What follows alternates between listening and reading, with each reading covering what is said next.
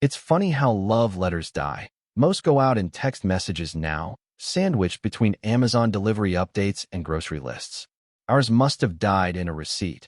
$1,278.43 at Maison Elon, Boutique and Lifestyle. That's what popped up on my phone while I was on the toilet, a gentle buzz accompanied by a number that felt more like a ransom demand than a shopping bill. I've been married to Lana for 15 years, and never once have I seen her spend more than $300 without a full dissertation about supporting local female-led businesses, which is ironic, because I'm pretty sure the local female-led business in question was her own, and she'd just invoiced herself for a fantasy. The receipt was the first slap, quiet, cold, and impersonal. But the real punch came when I walked into our garage later that afternoon to grab the small step ladder. It had always been in the same corner, between the camping chairs we never used and a crate labeled Christmas, do not open until post-menopause. But the ladder wasn't there. In its place sat 3 sleek, white shopping bags from her boutique, tissue paper puffed like crowns. One of them ripped open just enough for me to glimpse a silk scarf that hadn't been listed in inventory last week. I know this because I audit her QuickBooks file weekly, not because I don't trust her, but because she asked me to help when her numbers stopped making sense.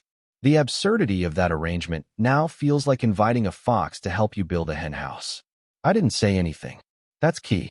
A younger man might have raged, but I've learned that anger is like throwing boiling water in a hurricane. Useless and likely to burn your own hand. I took the step ladder from behind the mower instead and went back inside, playing a slow-motion reel in my mind. That scarf? It wasn't her style. Lana hates florals. She says they make her feel like wallpaper. So who was that $400 piece of silk really for? A client? A friend? Or maybe the man she's been texting under the contact name, Wendy, for the past month, because apparently spelling errors make the perfect alibi. That night, I made us both tea, mint for her, green for me. She was late getting home from meeting a supplier. Her eyes were glassy, like she'd been smoking or crying or both. I handed her the mug and noticed a white receipt sticking out from her purse like a flag half-mast. She didn't notice me noticing. That's when I knew we were at war. The best kind of war, really, the kind where one side doesn't realize the battle's already started. I took the mugs back into the kitchen and, as she scrolled Instagram with fake concern on the couch, I took a photo of the receipt. Same boutique. Same day. Different item. This one was listed as Gents Fragrance Set, Noir Reserve. We don't sell men's fragrances at her store. That's what she told me last Christmas when I asked if she had anything I could wear that didn't smell like vanilla and shame. So either she'd started importing colognes recently, or she was buying gifts for someone whose wrists she wanted to smell like at night. Either way, she wasn't buying for me. The receipt didn't lie. I printed a copy and slid it into my workshop notebook between my retirement plan and the specs for the solar panels I was thinking about installing next spring. There's a poetic symmetry to hiding truth inside future planning. It's cleaner that way. The next morning, she was already out when I got up. No note, no text. Just a meeting at the store scribbled onto the whiteboard by the fridge, next to an old shopping list that still included chia seeds we never bought. The silence in the house felt intentional, like a crime scene prepped by a good lawyer. I walked into the guest bathroom to shave and noticed something odd. Her wedding ring wasn't on the little ceramic dish she always used when she washed her face. She'd worn it religiously, even while sleeping. I leaned in closer and saw a faint tan line on the counter's edge, like it had been sitting there for a while, like she'd taken it off days ago and only now remembered to hide the absence. That was the moment, right there. Not the receipts or the missing ladder or the scent of unfamiliar cologne that lingered in her scarf when I brushed past it. It was the absence of the ring. Not just the jewelry, but the absence of what it meant. It didn't scream betrayal. It whispered it.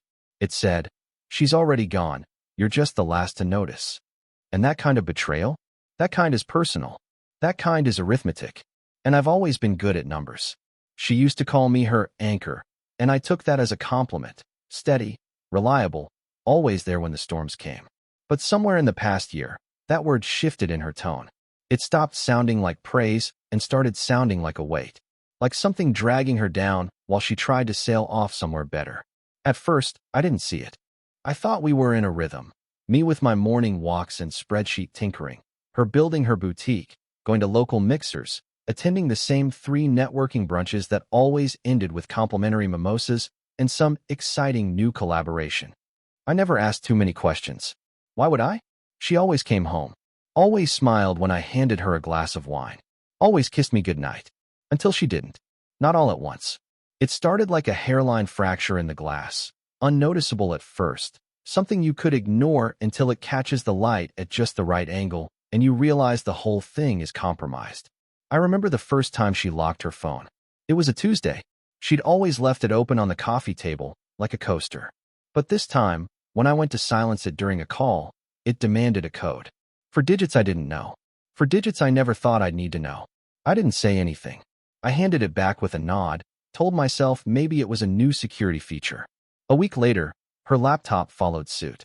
She used to ask me to update her software, help with her bookkeeping. Now the screen closed the moment I entered the room. She said she was trying to create healthier digital boundaries. I nodded like that made sense. Like it was normal to suddenly be locked out of your wife's life under the banner of wellness and self-care. She started talking about energy. Not like, I'm tired, but in that vague, crystal shop kind of way. Protecting her energy, feeling misaligned, needing time to recharge with herself. I thought maybe she was just stressed.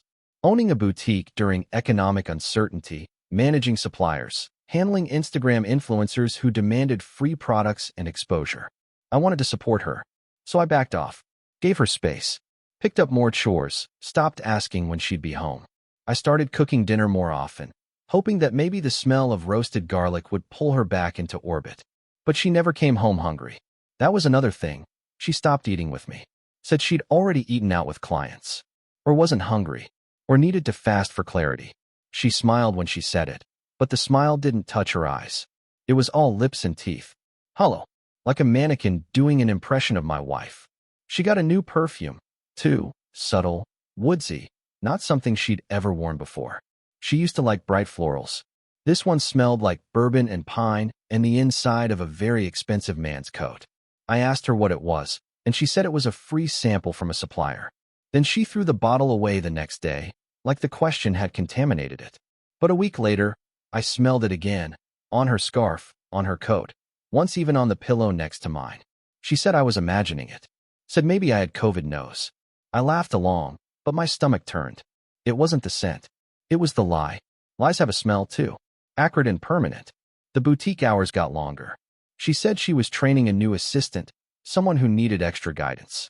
She'd leave before I woke up and come back after I'd gone to bed. I started hearing her talk in her sleep. Not words, names. One name. Male. Always the same. I'd whisper back, ask her who that was. She'd never remember in the morning. Or said she didn't. I started keeping a notepad beside the bed. Just initials at first. Then full names. I built a file in my mind long before I had the evidence. But even then, I didn't confront her. I wasn't ready. Not because I was afraid of losing her, but because I needed to understand the shape of the hole she was digging, and whether she'd hand me the shovel. Her boutique's Instagram went private. Said it was to control branding. I used to like her posts. Comment supportively. Now I needed approval to see them. I requested access. She never responded. One night, I checked her website traffic analytics, something I'd helped her set up. The bounce rate was too low. Unnaturally low. Either she'd hit a viral streak, or someone else was inflating the numbers. When I asked, she smiled like I was adorable. Said she was working with new engagement specialists.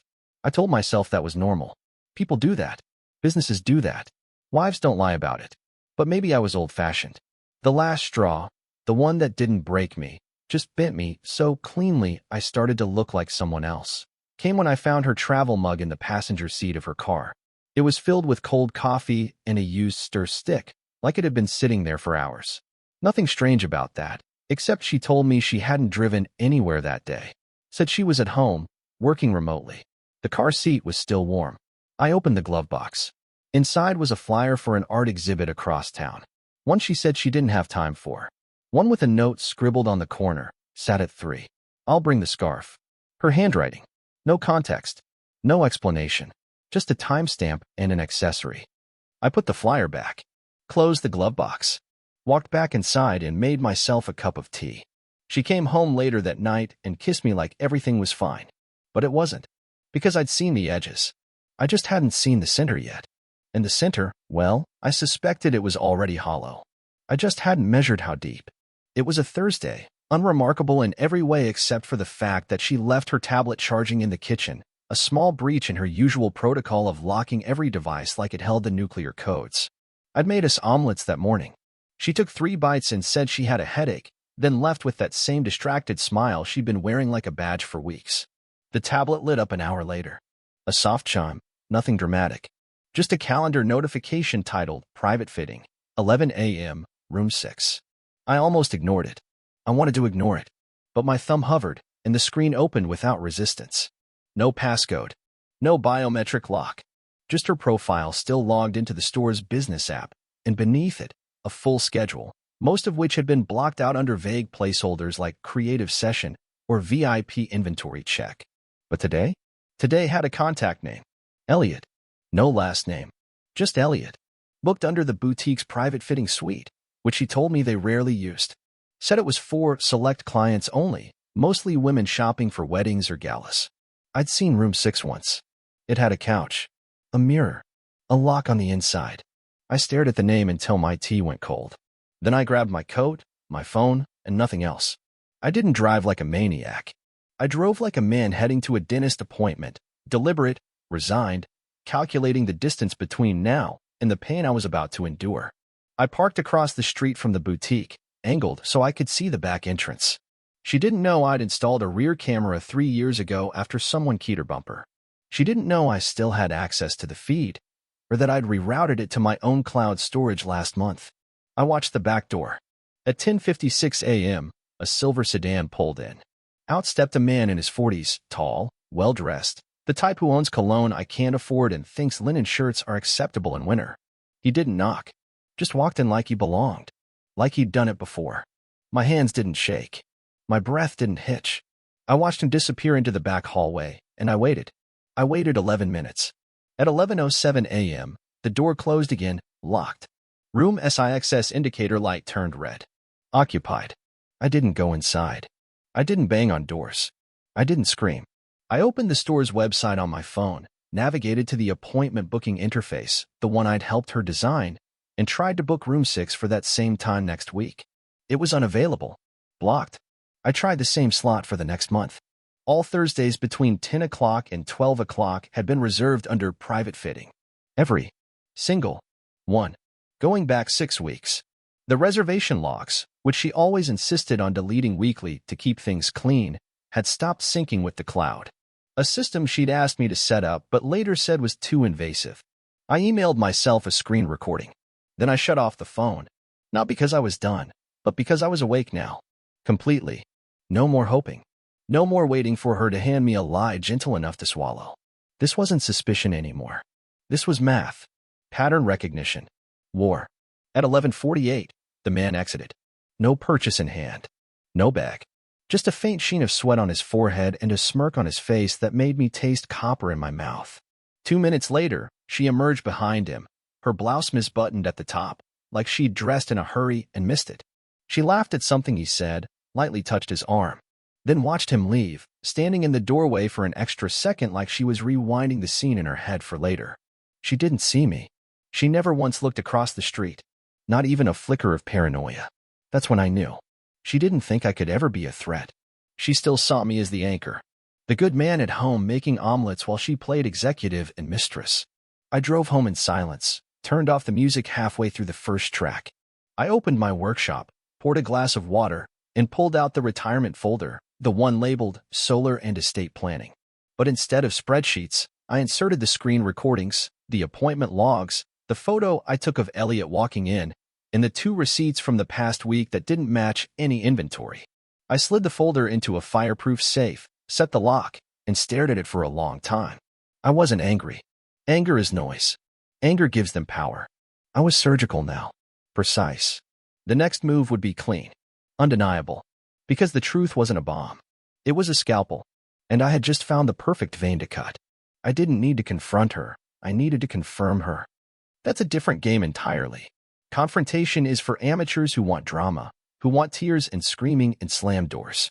Confirmation is for strategists. I didn't want her to confess. I wanted her to keep lying. so I could measure exactly how practiced she'd become. First, I adjusted her phone plan, added a silent secondary line, a mirrored number that captured her text in real time without triggering a single notification. She didn't notice. I watched the messages roll in over the next week. A dozen texts to someone saved only as E, always during work hours, always with vague emojis and inside jokes I couldn't decipher but didn't need to. Then came the photos. A shot of her in the fitting room mirror, wearing a black lace top we didn't sell. A text saying, "This one's just for you, not for the shelves." It wasn't proof of sex, but it was proof of secrecy. That's all I needed. I printed them out and filed them in a manila envelope marked vendor discrepancies. Next, I checked the boutique's inventory reports, the ones I helped automate last year. There were recurring loss adjustments every Thursday, items marked damaged in handling or customer returns unsalvageable. Each of them conveniently matched the cost of high-end pieces we had low stock on. I flagged them, started compiling timestamps, product IDs, internal security footage because, unbeknownst to her, the security system's malfunction in room 6 was never real. It was a soft disconnect, visuals gone from her monitor, not the cloud. I watched every Thursday morning play out like a bad soap opera. Same man, same door, same tower block. Sometimes they talked. Sometimes they kissed.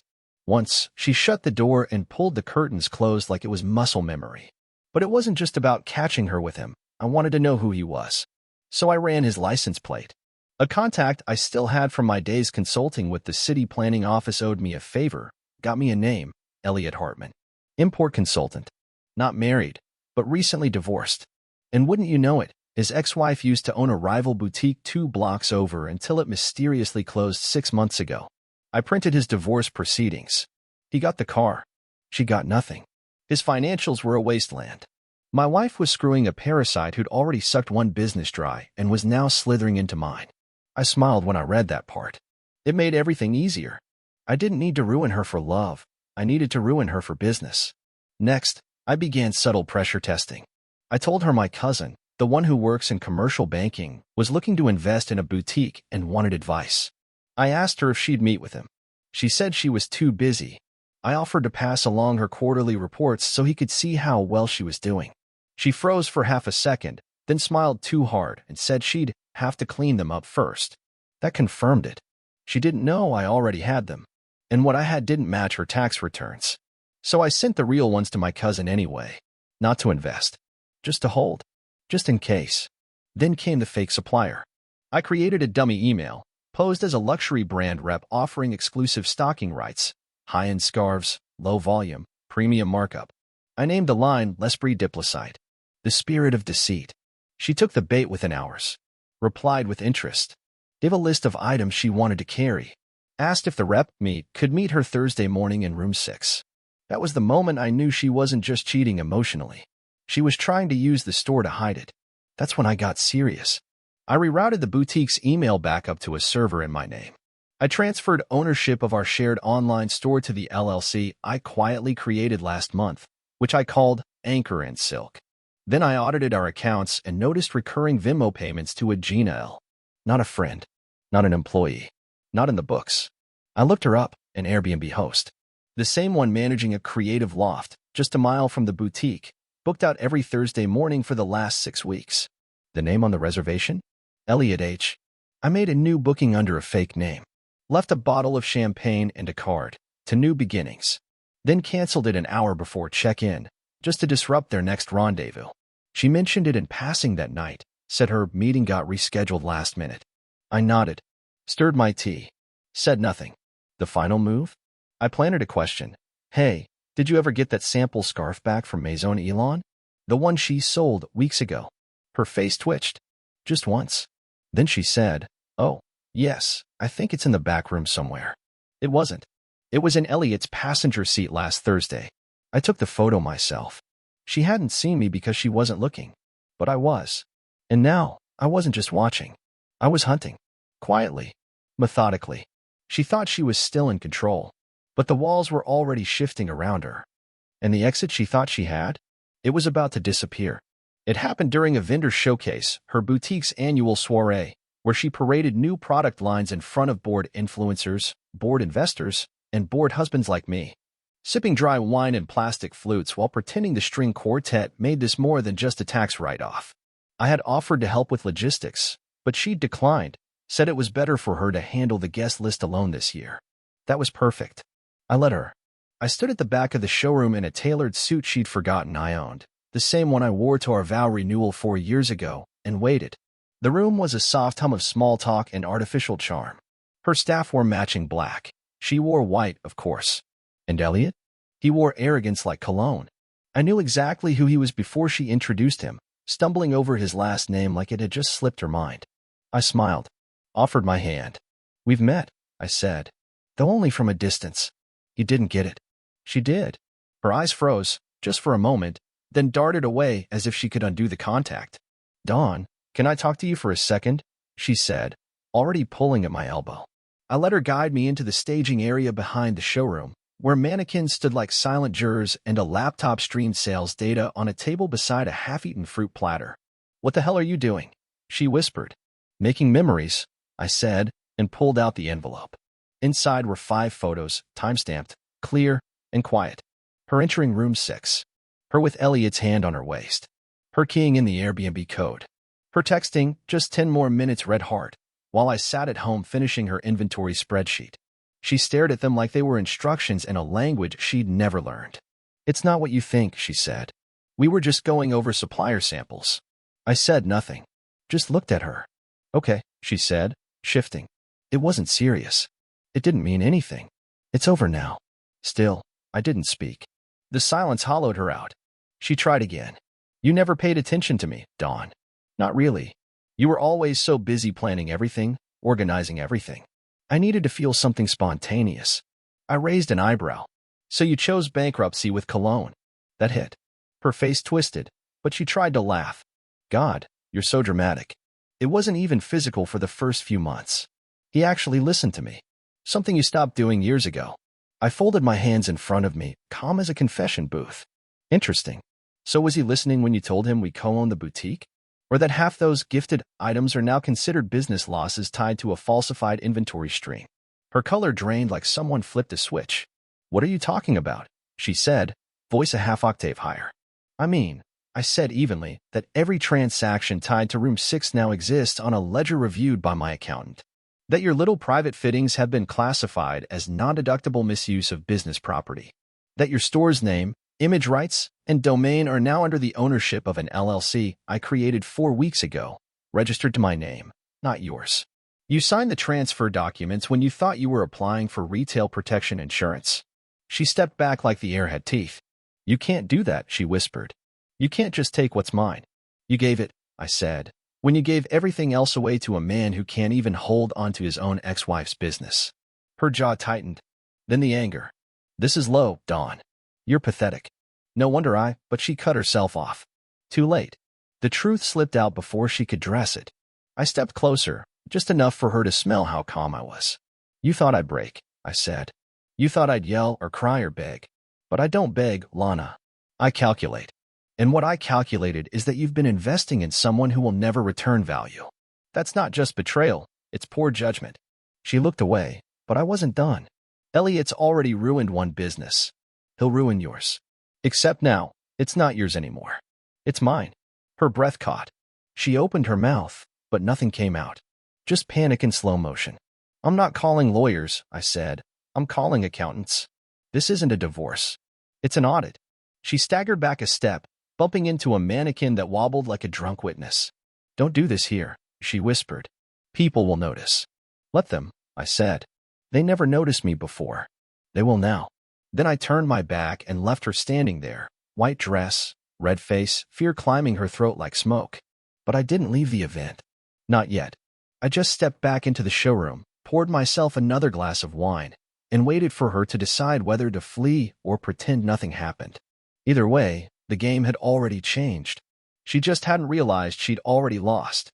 She showed up at the house 2 days later like a storm that missed its forecast, unannounced, overdressed, and underprepared. She wore the same perfume she used to reserve for anniversaries and crises, which, in hindsight, were often the same thing. She didn't knock. Just walked in like she still belonged, which I let happen because ownership isn't proven by entry, it's proven by exit. She found me in the den, sitting quietly with a ledger open and a pen in my hand. No whiskey. No tears. Just numbers, because numbers never lie, and I was done listening to liars. So that's it. She started, pacing already, like movement could cover for the chaos boiling behind her ribs. You're just gonna throw 15 years away? Over what, Dawn? Over a few mistakes? I didn't look up. Just wrote down another figure and said, you didn't make a mistake, Lana. You made a series of decisions. That's different. That stopped her. Only for a breath. Then she fired again. I was miserable, Dawn. You made this house a cage. You smothered me. You always needed everything to be in order, every sock matched, every receipt filed. I couldn't breathe in this place. I glanced up, eyes level. You weren't suffocating. You were bored. And instead of growing, you rotted in silence until you could blame someone else for your decay. She blinked like I'd slapped her. Then the mask dropped. You were boring, she snapped. God, Dawn, you were so painfully boring. The routines, the lists, the damn garden. Do you know how pathetic it is to watch your husband plan tomato schedules like it's the invasion of Normandy? I leaned back, let her burn. And yet you lived off those tomatoes. Posted them on Instagram like they were your own. Her mouth opened, closed. She regrouped. This wouldn't have happened if you were a real man, she said, each word sharpened like glass. I smiled, just slightly. And yet a real man now owns everything you used to call yours. Curious. She turned then full drama, arms flailing like a drowning actress. You think this makes you powerful? Owning the store? Humiliating me? You're nothing without me, Dawn. You're just a petty, lonely man playing accountant with his grief. I stood slowly, closed the ledger, and walked to the window. Rain tapped lightly on the glass, soft and consistent, like applause for a show only I had seen through to its end. No, Lana, I said quietly. I'm a man who stopped loving a performance. And you're an actress who forgot the audience could leave. That had something vital. She folded then, just a little. Sat down hard on the edge of the couch, like her legs no longer trusted her. Do you even care? She asked, voice suddenly small. Did none of this matter to you? I turned to face her, hands in my pockets. Of course it mattered. That's why I documented every inch of it. That's why I know exactly when it stopped being love and started being logistics. You made the store your church and Elliot your God. And now you want me to pretend it was a crisis of faith instead of fraud. Her lip trembled, but the tears didn't come. Not yet. She was still hoping for a reaction, any signal that I was bleeding under the surface. But there was nothing left to give her. We can fix this, she said, desperate now, a last-ditch rewrite of the script. We can go to therapy. I'll shut the store down. I cut her off with a look. You don't shut down what you don't own. And you don't repair what was never broken, just abandoned. Silence again. Thick. Full of ghosts. Then the panic showed its real face. You can't just erase me, she whispered. I built this life with you. I made sacrifices too. You can't just erase me like I was nothing. I stepped forward, slowly, until I stood over her. Calm. Still. I looked down and said, you were never nothing, Lana. You were everything. And that's why it hurts less now, because I finally realized everything doesn't have to mean forever. Her eyes welled up, but it wasn't sorrow. It was fear. Real fear. The kind that comes when someone realizes they're no longer in control of the story they wrote. She stood again, tried to collect herself, tried to summon the version of her that used to win arguments with tears or accusations. But that version of me was gone. The man who feared losing her was dead. The one standing in his place had already won, not by rage or revenge, but by removal, by stepping out of her script. She tried one last blow. You're cold, Dawn. You're cruel. I nodded. You taught me well. And with that, I walked past her, down the hall, into the room where the paperwork waited, finalized, silent, irreversible. She stayed in the living room, silent, small. And for the first time in 15 years, I didn't go back to comfort her. I didn't care if she stayed, or cried, or burned the couch to ash. Because whatever spell she used to hold me was broken now. And all that was left was the truth. Cold. Complete. And mine. Revenge didn't start with a scream or a slammed door. It started with a spreadsheet. For tabs, color-coded. Financials, legal, assets, exposure. Each one a quiet little blade, polished and sharpened with weeks of evidence and years of foresight. I didn't rush. I didn't need to. When your enemy thinks she's clever, she hands you the rope and ties the knot herself. You just have to wait for the right moment to pull. I began with the boutique. The LLC I'd formed months ago, Anchor and Silk, remember, was already the legal owner of the business, thanks to her signature on restructuring paperwork she never read. I filed the ownership confirmation with the state and had the official certificate in hand within 48 hours. Her business, her pride, her persona, gone with the stroke of a pen. Next, I revoked her access to the business accounts. The passwords changed. The Shopify backend locked. The merchant services redirected to a new account under my name. She didn't find out until a client emailed her saying their purchase had been refunded with a notice that read, "Vendor no longer active." The panic started there. Meanwhile, I drained the joint checking into a trust I'd prearranged through my accountant, a trust with clauses that protected it against marital dispute, structured under my name and linked to a state where she couldn't contest it without triggering an audit, which she would fail. Because I'd already submitted her boutique's altered records to a forensic accountant, anonymous tip, and had them locked.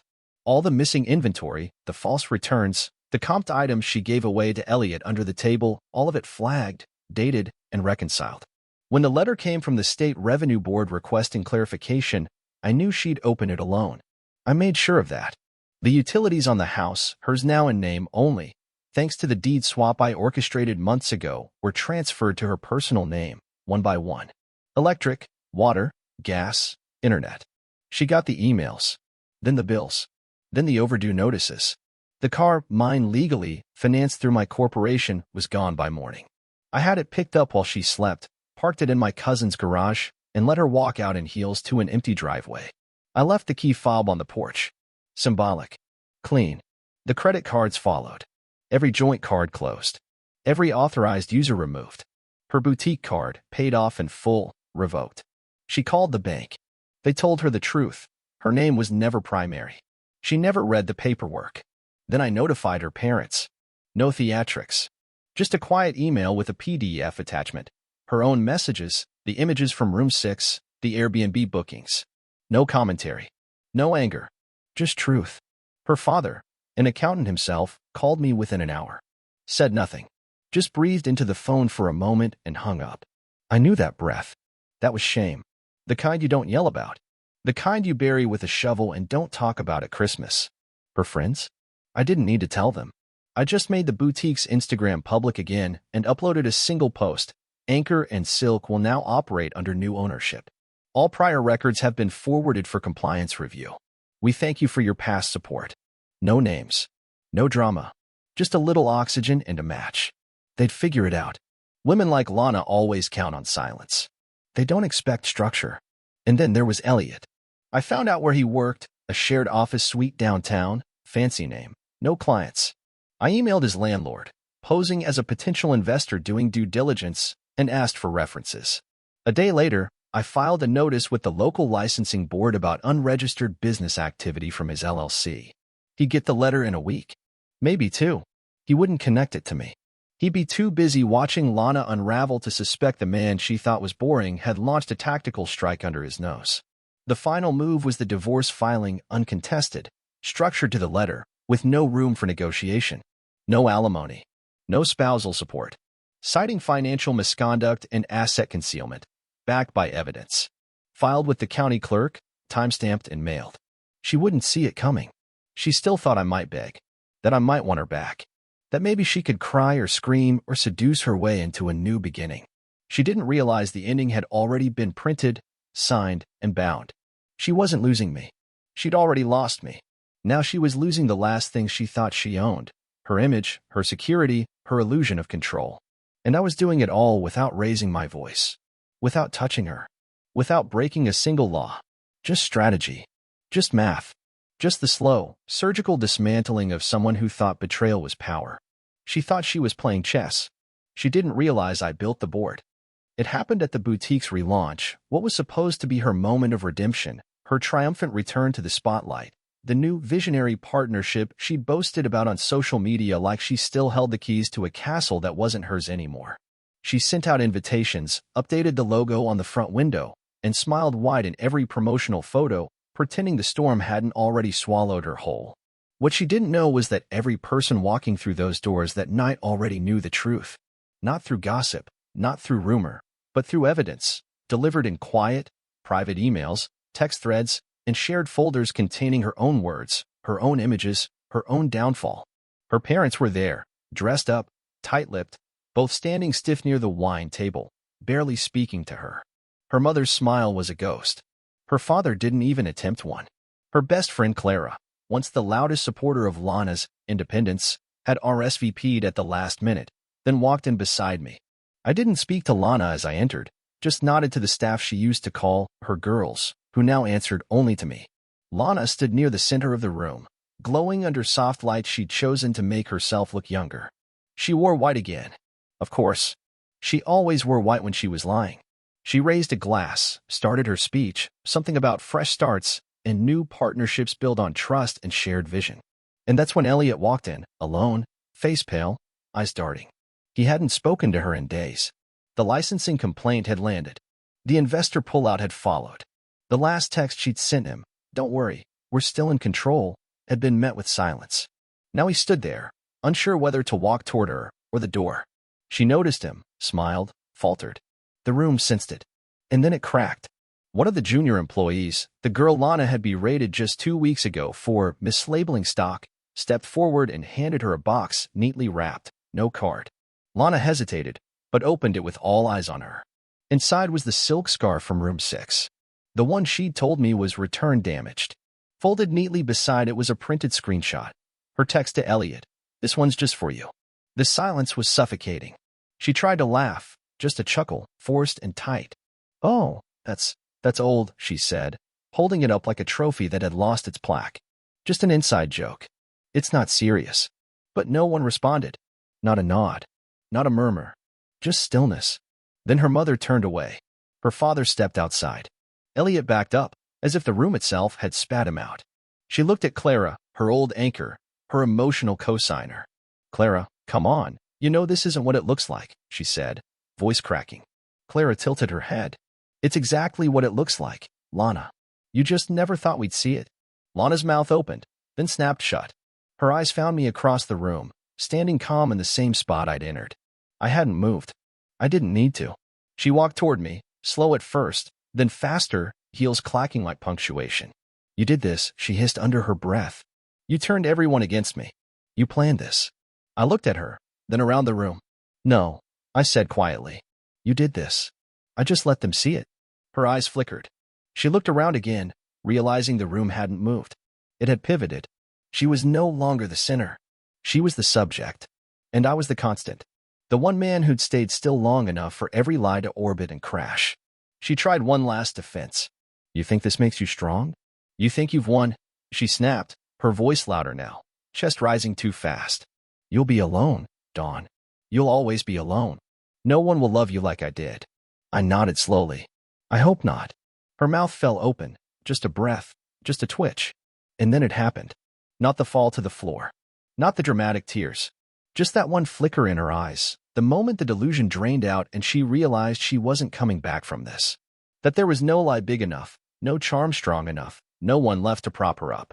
She turned in a slow circle, saw the distance in every face, the silence where applause should have been. Her hands trembled.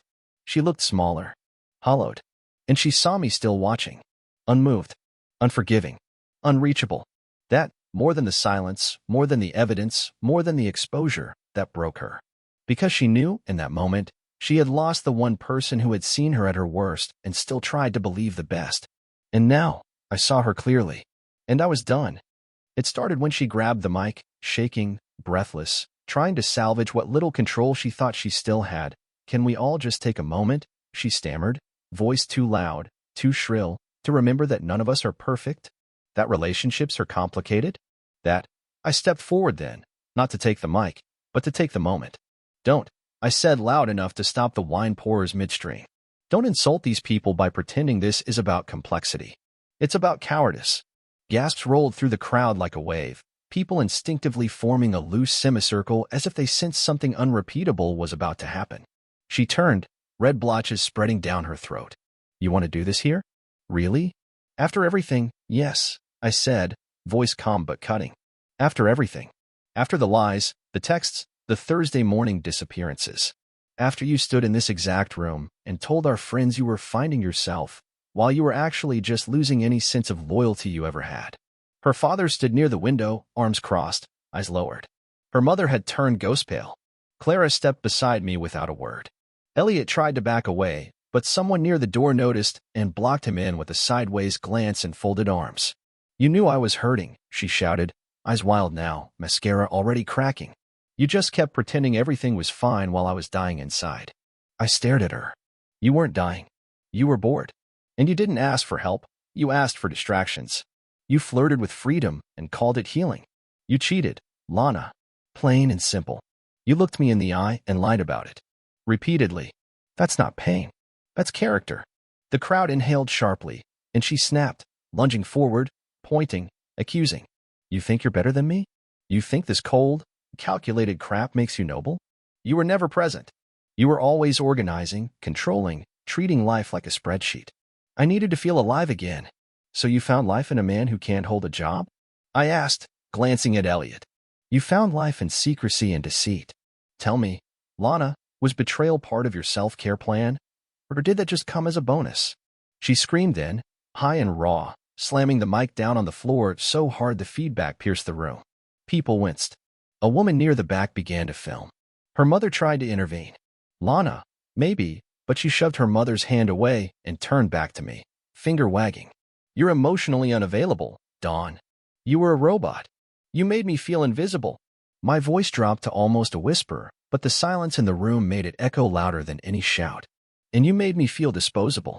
She flinched like I'd struck her. "I gave you loyalty," I continued. "I gave you structure, stability, safety. You traded it for mood swings and ego strokes. You used my love like a safety net, and then blamed me when you jumped." Clara stepped forward then. "You don't get to play victim, Lana," she said, voice flat. "You blew up your own house, and now you want us to blame the fire alarm." The room gasped again. Lana turned, betrayed. "You too? After all we've been through?" Clara just shook her head. "You lied to me. You used me to cover your affair. I found the texts. You didn't need a friend. You needed an alibi." Lana looked around, desperate now, eyes darting for support that wasn't there. She found Elliot again, and for a second it looked like she might run to him, but he turned his face away. Didn't move. Didn't speak. "Say something," she shrieked at him. "Tell them we had something real." He swallowed hard, then said quietly, "I didn't know it would go this far." She froze, finally seeing what the rest of us saw, that even her co-conspirator had already abandoned ship. The only sound was her breath, jagged and uneven. Then she turned back to me, voice barely holding itself together. "You've ruined my life," she said, trembling. "You planned this. You set me up like some revenge fantasy." I stepped closer, until we were eye to eye. "I didn't ruin your life.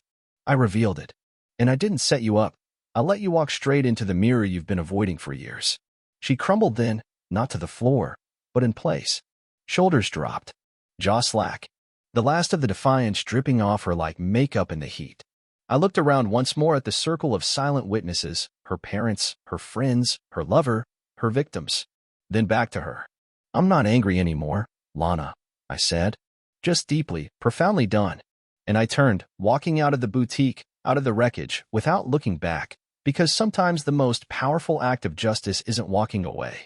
It's walking away while they still know you're watching. The boutique shut down within a month, soft closure, no announcement, no final sale, just a slow, pathetic erosion of presence until the light stayed off for good. Word spread fast in our town. Not loud gossip, just the steady, knowing silence people wear when they've seen the truth up close and decided to bury the body socially. Her friends vanished first. Clara blocked her on every platform. The others simply unfollowed and ghosted, leaving her latest posts floating in digital limbo with no likes, no comments, no audience. Her parents stopped taking her calls after she showed up unannounced one evening, and her father told her, in front of the neighbor, that he was done making excuses for a daughter who couldn't face herself. She moved into a rental across town, small, beige, forgettable, attached carport, peeling mailbox, neighbors who didn't care enough to ask questions. She took a job managing inventory at a consignment outlet where no one knew her name, and her old boutique resume earned only awkward glances from the 20-somethings stacking clearance shoes around her. Elliot disappeared the same week the licensing board opened an investigation. No note, no goodbye, just a closed LinkedIn page and a canceled phone plan. She tried texting him twice, first to beg, then to rage, but both came back undelivered. After that, she started messaging me. Slowly. One-word things at first. "Hi. Please." Then paragraphs. I miss us. I was lost. I still love you. I didn't reply. What would I say? There was nothing left to clarify, nothing left to salvage. It wasn't about pain anymore. It was about peace. Then, one Saturday morning, she showed up at my door. No makeup, no performance. Just swollen eyes and an envelope clutched in both hands like a weapon she didn't know how to use. She looked smaller, not physically, but in presence, in that broken, moth-bitten way that people carry shame when they've finally realized it's not something they can give back. I just need 5 minutes, she whispered. I said nothing. She continued anyway, words spilling like they were all she had left. I know I ruined everything. I know I lied. But I need you to understand, I wasn't trying to hurt you. I didn't think you'd ever see me again. Not really. You were always so far away, Dawn, like I had to set the house on fire just to feel you turn around. I looked at her for a long moment. Then I stepped outside, closed the door behind me, and stood on the porch with her. You didn't set the house on fire, Lana, I said. You sold it while I was still inside. She tried to hand me the envelope. I didn't take it. It's just. I wrote everything, she said. What I felt. What I did. I don't expect forgiveness. Her voice cracked. I want you to know I'm not that person anymore. I looked down at her. Calm. Still. I don't know who you are now, I said. But I know who you were. And that's enough. She nodded, lips trembling, trying to hold on to the last thread of dignity, the last breath of belief that maybe, just maybe, the man she destroyed would still offer her something other than the echo of her own decisions. Do you still think about me? She asked finally. Her voice barely audible. I leaned in slightly, just enough for her to hear what she already knew. Strange, I said. I don't even remember your name anymore. Her shoulders dropped like scaffolding collapsing under its own weight, and she walked away without looking back. I watched her until she reached the sidewalk. Then I went inside, poured myself a coffee, and sat down to finish a chapter of the book I'd started the week after she left. No anger. No nostalgia. Just stillness. She's out there now, somewhere, breathing in a world that finally reflects her choices. And I'm here, telling you this not for pity or revenge, but as a reminder, sometimes justice doesn't come in fire. Sometimes it arrives quiet, cold, and complete. Thanks for listening. My name's Dawn. Where are you from? And did this story land the way you expected, or deeper?